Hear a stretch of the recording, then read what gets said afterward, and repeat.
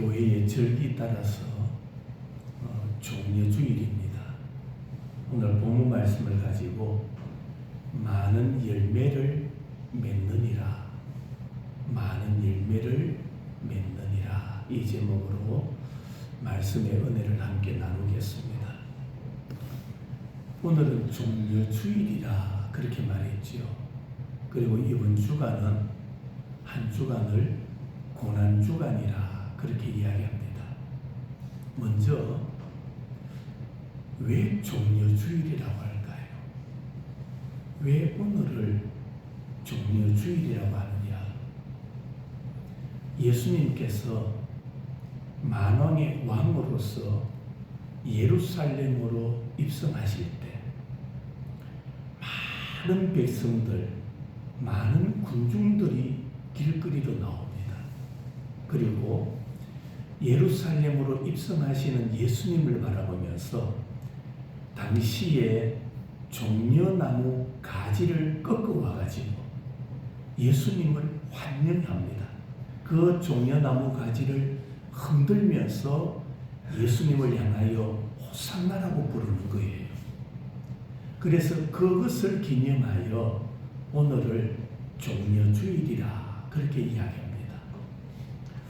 종려주일이라 하면서 잘 사용은 안 합니다만은 어떨 때는 호산나 주일이라, 호산나, 나를 지금 구원하소서. 호산나라는 말은 지금 구원해 주세요, 이 말이거든요. 왜 호산나 주일이라고도 하느냐? 그 이유는 그들이 종려나무를 들고 예루살렘으로 입성하시는 예수님을 향하여 호산나라고 외쳤거든요. 호산나. 그래서 이 날을 종려주일이라 그렇게 표현하기도 하고 혹은 호산나 주일이라 그렇게 말하기도 합니다. 그리고 예수님께서 금요일 십자가에 못 박히시는데 예수님께서 당하신 고난의 주간이 이번 주간입니다. 그래서 이 한 주간을 고난 주간이라 그렇게 표현하기도 합니다. 여러분, 예수님께서 예루살렘으로 입성하시는데 예루살렘의 입성은 군주로서 통치하고 억압하고 다스리기 위하여 예루살렘으로 입성하시는 게 아니에요. 예수님이 예루살렘으로 입성하시는 이유가 뭡니까? 딱 한 가지입니다. 대속의 주가 되시기 위하여, 인류의 죄를 대신하여 십자가를 지시기 위하여 예루살렘으로 입성하는, 다시 말하면 생명의 구주가 되시기 위하여 예루살렘으로 올라가셨던 겁니다. 진짜 왕은 죄를 다스리고, 진짜 왕은 저주를 다스리고, 진짜 왕은 사망과 지옥과 사탄의 권세를 다스리는 왕입니다. 그분이 진짜 왕입니다. 그래서 주님은 오늘 본문에 보면 자신을 가리켜서 한 알의 밀로 비유하고 있어요. 한 알의 밀, 한 알의 밀알로 자신을 비유하고 있습니다. 여러분, 한 알의 밀이 많은 열매를 맺으려면 어떻게 해야 될까요? 이제 따뜻한 봄날이 다가옵니다.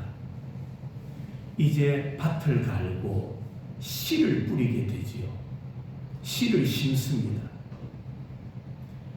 이 씨앗에서 열매를 얻으려면, 많은 수확을 얻으려면 어떻게 해야 되느냐? 그것을 오늘 본문이 이 종려주일을 통하여 우리에게 교훈해 주고 있습니다. 첫째로, 많은 열매를 맺으려면 이 밀이 땅에 떨어져 죽어야 합니다.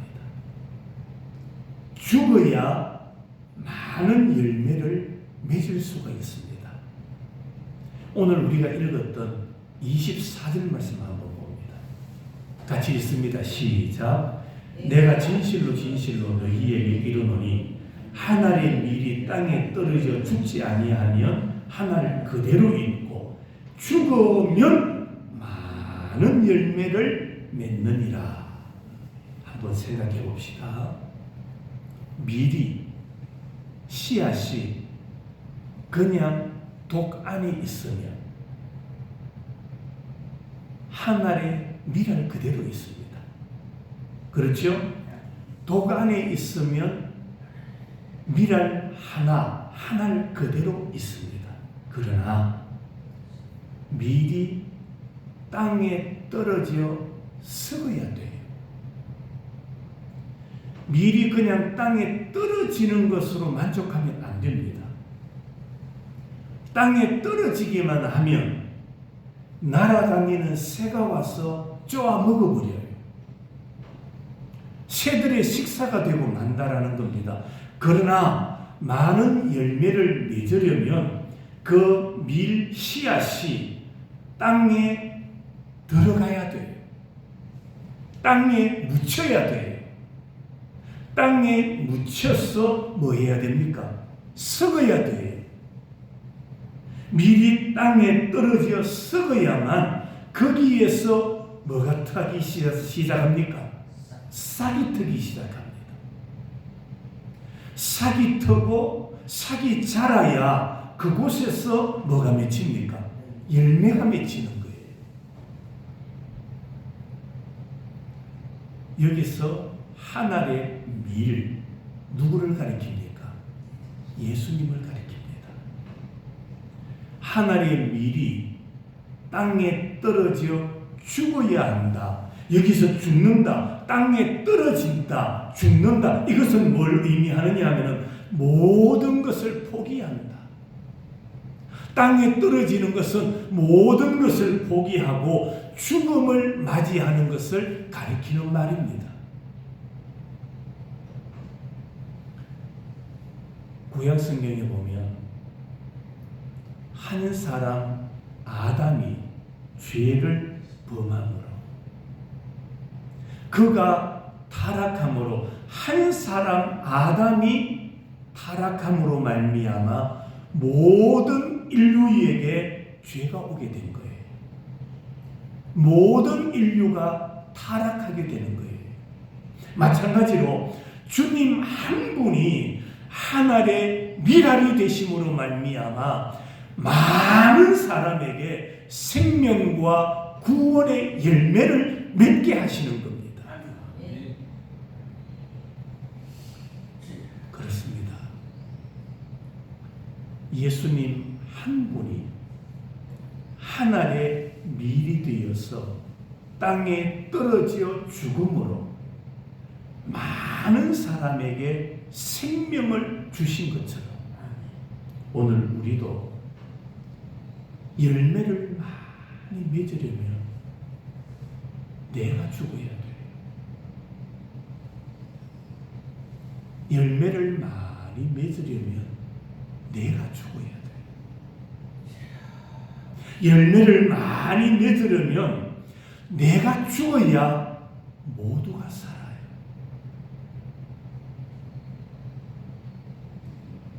여러분, 오늘 우리는 이 원리를 깨닫지를 못하고 있어요. 내가 죽어야 열매가 맺히고 내가 죽어야 모두가 사는데 우리는 어떻습니까? 내가 살려고 하는 거예요. 나만 살려고 하는 거예요. 나만 살면 된다라고 생각하는 거예요. 이것은 오늘 우리 그리스도인들뿐만 아니라 모든 사람이 다 그래. 정치인들도 자기가 죽어야 되는데 자기는 안 죽고 자기만 살려고 하는 거예요. 그러니까 정치가 안 되는 거예요. 나라가 어려워지는 거예요. 대통령이 죽어야 되는데 대통령이 안 죽으려고 하는 거예요. 자기 혼자 살려고 하니까 백성들이 힘들어지는 거예요. 우리는 예수님의 이 진리를 깨달아야 돼요. 내가 죽어야 많은 열매를 맺고, 내가 죽어야 많은 사람이 살게 되는 거예요. 예수님도 고난당하실 때 12명도 더 되는 천사들을 불러서 예수님을 잡으러 왔던 그 군인들, 무리들을 쫓아내실 수 있었던 겁니다. 하지만 예수님은 우리를 구원하시기 위해서 참으셨던 거예요. 그렇습니다. 하늘의 밀이 땅에 떨어져야 되는 것처럼 우리들도 낮아져야 돼요. 내가 죽어야 돼요. 그래야 다른 사람이 사는 거예요. 두 번째 전하고자 하는 말씀이 그겁니다. 내가 죽으면 영생하게 돼요. 내가 죽어야 영생하게 됩니다. 오늘 25절입니다. 자, 같이 읽습니다. 시작. 자기의 생명을 사랑하는 자는 잃어버릴 것이요, 이 세상에서 자기의 생명을 미워하는 자는 언제까지? 영생하도록 어떻게 됩니까? 보전하리라. 여기서 자기 생명을 사랑한다, 이 말의 의미가 뭐냐 하면 이기주의로 살아간다, 이 말입니다. 이기적이라는 말이죠. 자기 혼자만 살려고 하고 자기 혼자만 잘 되려고 하는 것을 말합니다. 내 혼자 잘 살고 내 혼자 잘 되려고 하는 사람은 오늘 성경은 뭐라고 말합니까? 다시 25절을 봅니다. 자기 생명을 사랑하는 자는 뭐 할 것이요? 잃어버릴 것이요. 이기적으로 사는 사람, 자기만 살려고 하는 사람, 자기 욕심만 채우려고 하는 사람은 결국에 뭐 하게 되느냐? 잃어버리게 된다. 내가 나를 사랑함으로 말미암아 내가 가지게 되고 내가 누리게 되고 내가 부유하게 되는 것이 아니라 성경의 원리는 뭐냐? 다 잃어버리게 된다. 반대로 자기 생명을 미워하는 사람은 그렇게 말합니다. 자기 생명을 미워하는 사람은 어떤 사람입니까? 하나님의 뜻을 이루기 위해서 자기 생명을 희생하는 사람. 그 사람이 바로 자기 생명을 미워하는 거예요. 여기서 오해하면 안 됩니다. 자기 생명을 미워한다 이러니까 나는 안 돼, 나는 안 돼 그러면서 자기를 자해하고 자기를 막 타락시키는 그런 의미로 말하는 게 아닙니다. 자기를 미워한다라는 말은 내 뜻이 아니라 하나님의 뜻을 앞세우고 내 생각이 아니라 하나님의 말씀을 따르고 하나님의 말씀에 순종하는 길을 걸어가는 사람, 바로 그런 사람을 의미하죠. 자기의 물질, 자기의 시간, 자기의 몸을 희생하는 사람은 영생하도록 보전하리라. 여러분, 우리는 이 말씀을 보면서 우리가 하나님의 전에 나와서 예배드리는 한 시간이 허비하는 시간이 아니에요. 주의 성전에 나와서 예배를 준비하며 걸레로 의자 하나, 강대상 하나, 바닥 하나를 닦는 것 허비하는 시간이 아니에요. 주를 위하여 행하는 모든 일들은 오늘 성경에서 영생하도록 뭐하리라? 보전되리라. 무슨 말입니까? 주를 위하여 하는 모든 일들은 하나님이 기억하고 계신다라는 말입니다. 자기의 물질을 드리고 자기의 시간을 드리고 자기의 몸을 드리는 것, 안 믿는 사람들은 뭐하러 저렇게 하느냐, 뭐하러 교회 가서 저러느냐 그러겠지요. 그러나 여러분, 사람은 몰라도 하나님은 그것을 보고 계시고 하나님이 보시기 때문에 영생하도록 보존되리라. 하나님이 영원토록 기억하고 계신다라는 말입니다. 그래서 우리는 주를 위한 일을 게을리하면 안 돼요. 기도도 게을리하면 안 되고 성경 말씀을 보는 것도 게을리하면 안 되고 예배 생활도 게을리하면 안 되고 게으르면 안 돼요. 주를 위한 헌신은 하나님께서 영생하도록 뭐 하신다? 보존하리라. 보존된다라고 말씀하고 있기 때문입니다.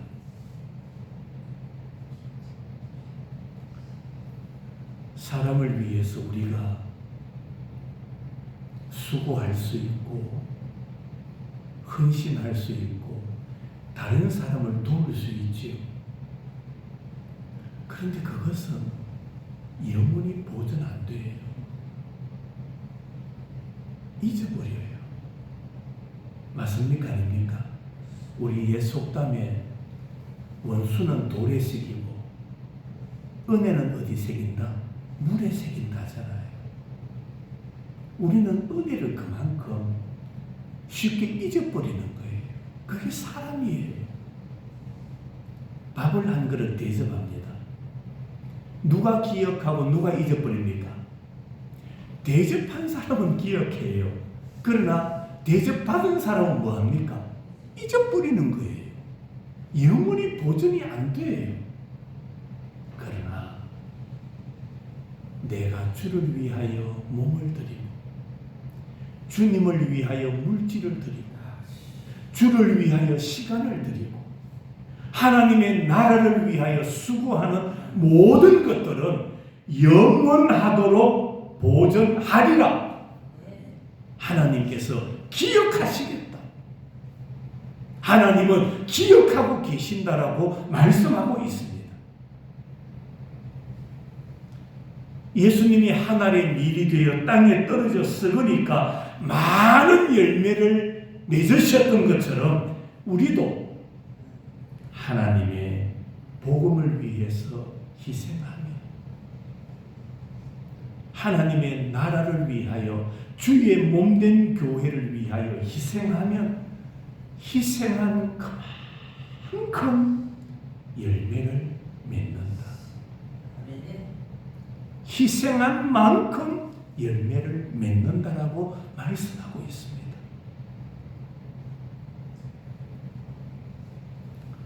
생명도 여러 가지가 있어요. 생명도 여러 가지가 있다. 여러분, 살아야 할 생명이 있는가 하면 죽어야 할 생명이 있어요. 오해하지 마세요. 잘 들으세요. 살아야 할 생명이 있고 죽어야 할 생명이 있습니다. 살아야 할 생명이 뭔가요? 무엇이 살아야 됩니까? 하나님이 주신 영적 생명은 살아야 돼요. 우리의 생명이, 영적 생명이 죽으면 안 돼요. 영적 생명이 죽으면 지옥 가요. 우리의 영적 생명은 살아서 활동해야 돼요. 찬송하고 기도하고 예배하고 이 시간이 즐겁고 기쁘고 행복하고 감사가 되고 우리의 영적 생명이 살아있어야 돼요. 우리의 육체의 생명도 잘 돌봐야 됩니다. 내 육체의 생명을 학대하면 안 돼요. 왜? 하나님이 주신 생명이지 않습니까? 생명을 자기가 마음대로 결정할 수가 없는 거예요. 사람들이 말합니다. 아이고 죽어야지. 빨리 죽으면 좋겠다라고 말하는 사람들이 있어요. 그런다고 빨리 죽습니까? 아닙니다. 생명은 다 때가 있어요. 하나님이 주신 기한이 있어요. 그래서 우리는 이 육신의 생명도 잘 돌봐야 돼요. 내가 함부로 죽여서 안 될 생명이라는 말입니다. 주님이 부르시는 그날까지 잘 돌보아야 할 생명의 대상이다 이 말입니다. 그러면 죽여야 할 생명은 뭘까요? 뭘 죽여야 됩니까? 우리가 살아야 할 생명이 있다면 죽여야 할 생명이 뭐냐? 그것은 바로 우리 옛사람의 죄의 생명입니다. 옛사람의 죄의 생명. 우리 속에 죄악, 교만, 불순종, 게으름, 탐욕 이런 온갖 죄악들은 뭐 해야 되느냐? 죽여야 돼요. 예. 다시 말씀드립니다. 내 안에 있는 죄악들, 불순종, 탐욕, 교만, 게으름 이것은 죄악입니다. 이런 온갖 죄악들은 우리가 죽여야 할 생명이라는 말입니다. 그러면 이 생명들을 어떻게 죽일 수 있을까요? 어떻게 죽입니까? 무슨 방법으로? 생명의 예수님을 내 안에 모셔드리면 돼. 생명이 들어오면 죽음은 떠나가는 거예요. 자 보세요. 오늘 우리 예배당이 화납니다. 화난 이유가 뭡니까? 바깥에 빛이 햇빛이 들어와서 밝기도 하지만 전등을 켜니까 안이 환한 거예요. 불을 켜니 뭐가 물러갑니까? 어두움이 물러가잖아요. 마찬가지입니다. 생명의 빛 대신 예수님을 내 안에 모셔드리면 예수님이 빛이란 말입니다. 빛 대신 예수님을 내 안에 모셔드리면 내 안의 죄악들, 온갖 어두움들은 물러가는 거예요. 그래서 우리는 예수님을 내 안에 모셔드림으로 말미암아 내 안의 모든 죄성들을 죽여야 돼요. 물리쳐야 돼요. 이건 못 물리치면 다툼이 일어납니다. 이건 못 물리치면 분쟁이 일어납니다. 이건 못 물리치면 집안과 지와 가족과 가족, 동과 서, 이 나라와 저 나라 모두가 다투고 싸우고 죽이고 혈안이 되는 거예요. 우리는 평화의 왕이신 예수님을 내 안에, 성육신하신 예수 그리스도를 내 안에 모셔드려야 내 안에 모든 죄성들을 물리치고 죽이고 떠나보낼 수 있다는 말입니다. 그래서 바울이 고린도후서 4장 10절과 11절에서 이렇게 말합니다. 우리가 항상 예수의 죽음을 몸에 짊어지면 예수의 생명이 또한 우리 몸에 나타나게 하려 함이라.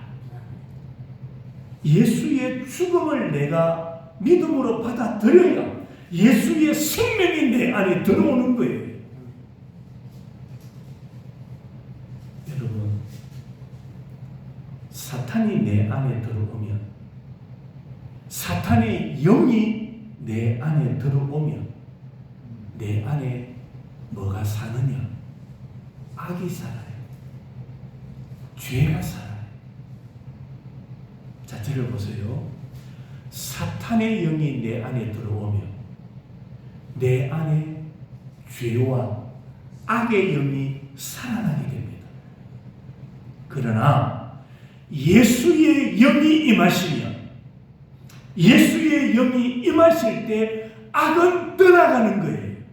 악이 사라지는 거예요. 왜? 예수의 영과 악의 영이 공존할 수가 없습니다. 예수의 영은 생명의 영입니다. 악의 영은 죽음의 영입니다. 생명과 죽음은 공존할 수가 없는 거예요. 그래서 예수의 영이 임하셔야 내 안에 악의 영, 죄악의 영이 떠나가게 된다라는 말입니다. 그래서 우리가 악에서 온전히 죽으려면, 악을 떠나보내려면 예수의 영으로 충만하시기 바랍니다. 성령으로 충만해야 돼요. 성령의 영이 충만해야 죄의 영, 악의 영이 떠나가게 되는 겁니다. 그래야 우리가 영생을 합니다. 영원히 살 수가 있습니다. 로마서 6장 20절 이하의 말씀입니다. 너희가 죄의 종이 되었을 때에 무슨 열매를 얻었느냐? 이제는 너희가 그 일을 부끄러워하노니 이는 그 마지막이 사망이니라. 그러나 이제는 너희가 죄로부터 해방되고 하나님께 종이 되어 거룩함에 이르는 열매를 맺었나니 그 마지막은 영생이라. 보세요. 죄의 종이 되었을 때 무슨 열매를 맺었느냐? 죽음은 아무런 열매를 맺을 수가 없는 거예요. 죽음에는 악취만 나는 겁니다. 더러운 냄새만 나는 거예요. 여러분, 죽음의 현장에 가면 악취로 인하여 사람들은 고개를 돌립니다. 거기서는 열매를 기대할 수가 없습니다. 그래서 그 일을 부끄러워하나니 이는 그 마지막이 사망이다. 죄의 종으로 살아가면 열매도 없고 결국에 최종은 죽음이다라고 말씀하고 있지요. 그러나 너희가 이제는 죄로부터 해방되어 하나님의 종이 되어 거룩함에 이르는 열매를 맺었나니 그 마지막은 영생이다. 예수의 종, 하나님의 종이 되고 죄로부터 자유함을 받아야 우리가 영생을 얻을 수가 있다. 그걸 말씀하고 있는 겁니다. 성도 여러분, 내가 죽어야 영생을 얻을 수가 있습니다. 자기를 자꾸 살려고 하면 안 돼요. 자기를 드러내려고 하면 안 돼요. 성경은 너가 죽으라고 하는데 사람은 자꾸 내가 살려고 하는 거예요. 내가 죽어야 영생하게 된다. 세 번째가 내가 죽어야 하나님이 귀하게 여기십니다. 하나님이 귀하게 여기신다. 오늘 읽었던 26절을 봅니다. 26절 같이 읽겠습니다. 사람이 나를 섬기려면 나를 따르라. 나 있는 곳에 나를 섬기는 자도 거기 있으리니 사람이 나를 섬기면 내 아버지께서 그를 어떻게 귀하게 여기시리라. 아멘. 여러분, 여기에 또 하나 죽여야 할 생명이 있다라고 말씀합니다. 죽여야 할 생명이 뭐냐 하면 내 뜻대로 하려는 자아입니다. 자, 내 생각, 내 뜻대로 하려는 이 자아를 죽여야 하는 거예요. 주님은 나를 따르라 하셨는데 주님을 따르는 것이 뭐냐? 내 자아를 죽이는 거예요. 그런 사람을 하나님은 어떻게 보신다? 귀히 보신다. 귀히 여기신다.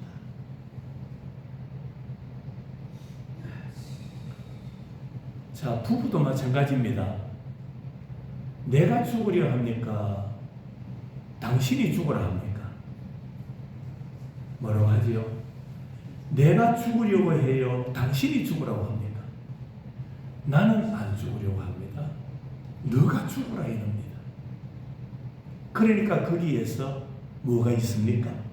싸움이 일어나는 거예요. 다툼이 일어나는 거예요. 성경은 너 자신의 자아를 죽여라. 너 자신의 생각을 죽여라. 너 자신의 판단을 죽여라. 그런 사람을 하나님이 귀히 보시느니라. 자신을 죽여라. 자아의 죽음이라는 것은 내 뜻대로 하지 아니하고 주님의 뜻대로 하려는 착한 마음, 그게 자아예요. 시편 116편 15절, 성도의 죽는 것을 여호와께서 귀중히 보시느니라. 성도의 죽음을 하나님은 귀하게 보시는 거예요. 여기 성도의 죽음은 두 개로 나눌 수 있습니다. 하나는 오늘 본문처럼 자신의 자아를 죽이는 것을 성도의 죽음이라고 표현할 수 있어요. 그리고 또 하나는 성도가 복음으로 살다가 이제 육신의 마지막 성도의 죽음을 말하기도 해요. 복음을 위하여 살았던 성도의 죽음, 이 땅에 살지만 자신의 자아를 죽이며 사는 성도의 삶, 그것은 여호와께서 귀하게 보시느니라. 하나님께서 귀중히 보신다라고 말씀하고 있습니다. 성도는 하나님의 자녀이기 때문에 하나님께서 귀하게 보시기도 하지만 하나님의 말씀에 순종할 때 하나님께서 더 귀하게 보시는 거예요. 여러분, 자식이 있어요. 자녀가 있는데 이 자녀가 내 자녀이기 때문에 귀할 수도 있지만 좋을 수도 있지만 부모의 말에 순종할 때 더 귀한 거예요. 맞습니까? 아닙니까? 부모의 말을 따를 때 더 귀한 거예요. 성경이 그것을 말씀하고 있습니다. 우리가 하나님의 자녀이기 때문에 귀하지만 더 귀한 자는 누구냐? 하나님의 말씀에 순종하는 자다. 순종하며 살아가는 자를 하나님은 귀하게 보신다. 야성을 가진 짐승들이 있습니다. 그냥 망나니로 사는 짐승이 있죠. 지멋대로 사는 거죠. 그런데 그런 짐승도 잘 길들여지면 쓰임을 받는 거예요. 맞죠? 짐승도 잘 길들여지면 쓰임을 받는 것처럼 우리 역시 내 안에 짐승 같은 기질이 있다 할지라도, 짐승 같은 기질이 있다 할지라도 하나님의 말씀으로 잘 길들여지면 하나님의 손에 귀하게 쓰임받는 자가 될 수 있는 겁니다. 그래서 우리는 하나님의 말씀으로 다스려져야 돼요. 하나님의 말씀으로 우리 자신을 채야 돼요. 말씀 앞에 내 자신이 순종해야 돼요. 그래야 하나님 앞에 귀하게 쓰임받을 수가 있습니다.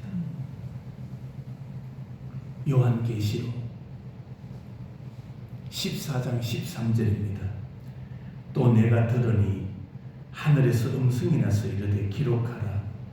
지금 이후로 주 안에서 죽은 자들은 복이 있다 하시며 성령이 이르시되 그러하다. 그들이 수고를 그치고 쉬리니 이는 그들이 행한 일이 따름이라 하시더라. 그들이 쉼을 얻는 것은 그들의 행위를 따라 쉬는 거다 이 말입니다. 우리가 하나님의 말씀에 순종하며 살아갈 때에 그 순종의 행위를 따라 하나님은 쉬게 해주신다는 말씀이죠.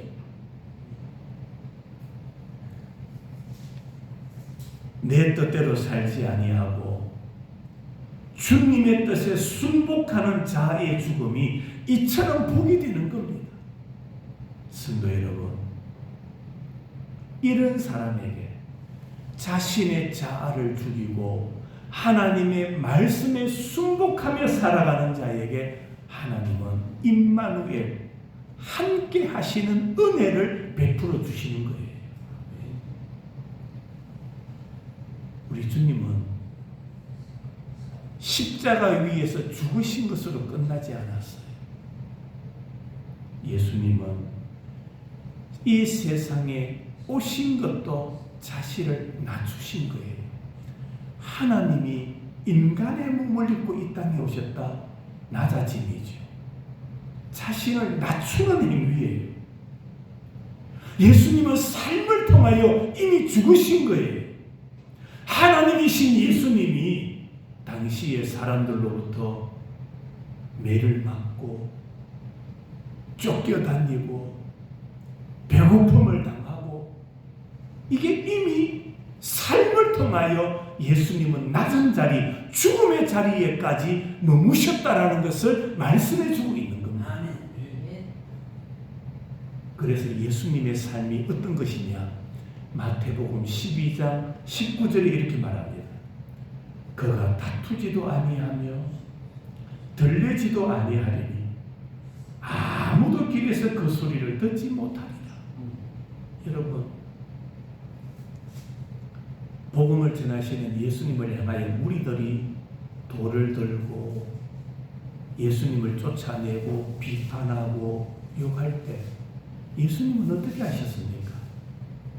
그들과 다투지 아니하며 자기 욕심 채우려고 다투는 사람들이 있어요. 물질 조금 더 가지려고 다투는 사람들이 있어요. 예수님은 이 땅에 오신 목적을 아셨어요.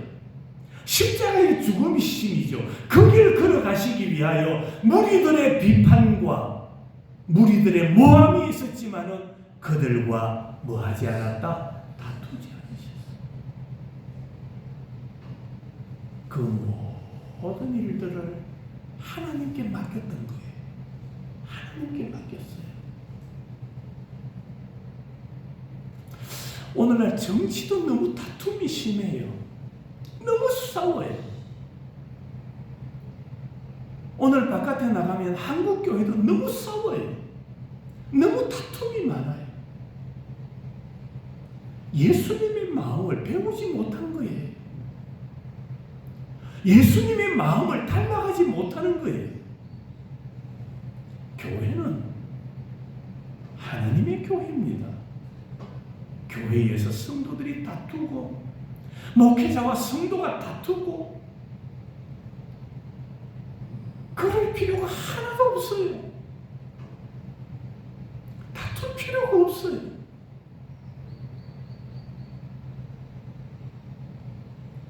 왜? 예수님은 자신을 위해서 살지 않으셨거든요. 하나님께서 인간을 살리라고, 죄인된 인간을 살리라고 예수님을 보내셨잖아요.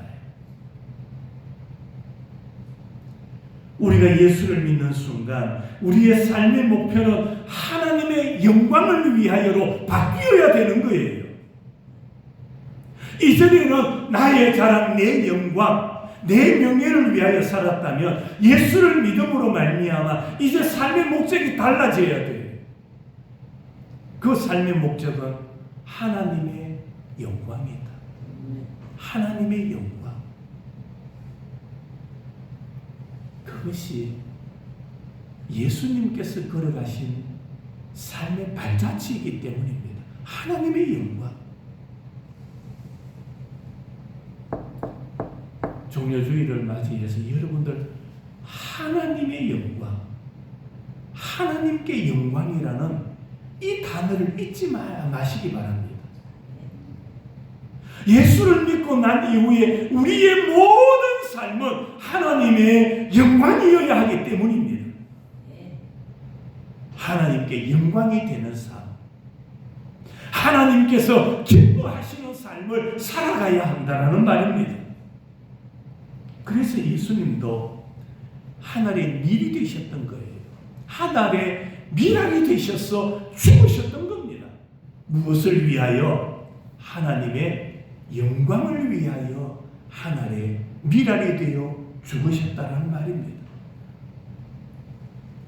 우리가 열매를 맺으면 하나님의 영광을 받으시고 하나님이 우리를 귀히 여겨주십니다. 우리 모두 예수님이 보여주신 대로 하나님을 잘 섬기고 하나님의 은혜로 예수님이 걸어가셨던 것처럼 우리도 하늘의 미랄이 됩시다. 하늘의 밀. 우리 한 사람 한 사람이 하늘의 밀이 될 때에 하늘의 미랄이 되어서 땅에 떨어져 숨을 때에 그때 많은 열매를 맺을 수 있는 것처럼 자꾸 신앙생활하면서 자신을 드러내고 싶은 욕망, 자신을 알리고 싶은 욕망, 그런 본성이 자꾸 살아날 때 그것을 죽여야 돼요. 그것은 나를 죽여야 할 내 생명이라는 말입니다. 내 자아라는 겁니다. 이것을 죽여야 뭐가 사느냐? 하나님의 영이 내 안에서 살아 역사하시는 거예요. 예수 믿는 이유가 뭡니까? 하나님의 영으로 충만하기 위해서. 하나님의 영이 내 안에서 살아 역사하시는 것이 목적이지 않습니까? 우리가 하나님의 도구로 쓰임받는 것이 목적이지 않습니까? 평생 예수를 믿어도 교회를 위하여 하나님의 나라를 위하여 내가 해놓은 것 하나 없다. 그러면 어떻게 해요? 거기에 무슨 하나님의 영광이 있습니까? 내가 예수를 믿으면서 평생을 살아오면서 하나님의 영광을 위하여, 교회를 위하여, 선교를 위하여, 하나님의 나라를 위하여 내가 하는 게 있어야 돼요. 그게 열매예요. 열매. 어떤 사람은 생일을 맞이하고 한갑을 맞이하고 칠순을 맞이하고 가정에 기념할 만한 날이 오면요, 자녀들이 이렇게 돈을 모아주잖아요. 혹은 자기가 가진 수입의 일부의 금액을 잘 준비해 놓았다가 농촌교회 혹은 선교지에 교회를 개척하기도 하고, 제가 예전에 목회하던 교회에서 필리핀에 교회를 3개를 세웠습니다. 필리핀에, 태국에도 교회를 세우고요. 그런데 그 4개의 교회를 세웠는데 그 4개 교회가 교회 선교비로 지은 게 아니에요. 교회 선교비로 지은 것이 아니고 제가 전하는 선포하는 말씀을 듣고 어느 권사님이 찾아왔어요. 목양실에 찾아와서 목사님 말씀을 듣고 제가 감동을 받았는데 선교지에 교회 하나 짓고 싶습니다. 그래요? 그렇게 반가울 때가 어디 있습니까? 그렇습니까? 목사님 얼마 하면 되겠습니까? 제가 알 수 있나요? 선교사님에게 연락해 볼게요. 이래서 그 권사님이 선교지에 교회를 3개나 세웠어요. 한 권사님이 아무한테 이야기 안 했어요. 남편 장모님한테도 이야기 안 했어요. 가족들한테도 이야기, 목사님 비밀입니다. 왜 비밀입니까? 혹시나 나는 성령의 감동을 받고 하는데 아무리 직분자라 할지라도 방해가 될 수가 있습니다. 방해가 될 수 있으니까 누구에게도 이야기하지 말고 목사님만 알고 진행해 주세요. 한 권사님이 3개 교회를 지었어요. 그리고 교회를 짓기 위하여 어느 장로님은 진갑이 한갑되고 칠순이 되었다고 돈 1,000,000원 내시고, 어느 성도가 돈 1,000,000원, 교회를 지으려고 또 순교비를 모아놓고 왔던 거예요. 예. 여러분, 우리가 예수님이 나를 위하여 이 땅에 성육신하여 오신 이 종려주의를 맞이해서 내가 주의 교회를 위하여, 하나님의 영광을 위하여, 하나님의 나라를 위하여 나는 어떻게 하나님의 미랄이 될 수 있을까? 우리 자신을 곰곰이 한번 묵상해 보는 거예요. 우리 자신을 돌아보는 거예요. 그럴 때 하나님께서 성령의 감동을 주시는 겁니다. 우리 모두 하나님의 미랄이 됩시다. 하나님의 밀이 되어서 땅에 떨어져 자신을 죽이고 자기는 썩어져 없어지고, 이 미랄을 통하여 하나님께서 원하시는 풍성한 열매를 많이 맺어갈 수 있는 복된 성도들이 되시기를 주님의 이름으로 축원합니다. 기도하겠습니다.